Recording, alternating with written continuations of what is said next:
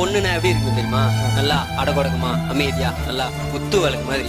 குத்து விளக்கு நான் வாட் சென்ஸ் குத்து விளக்கு நீங்க பெண்ணோட கனெக்ட் பண்றீங்க. ஏட ஸ்டேட்மெண்ட் இந்த ஷோ அது நீங்க ஆன்சர் பண்ணணும். சும்மா ஏதோ சொல்லிட்டு போறது இல்ல இது. people are watching.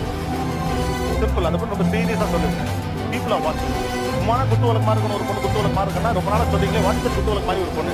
அது எங்க இருந்து அந்த வேர்டு வருது? கொடுங்க. தெய்வீகமா பாப்பாங்க.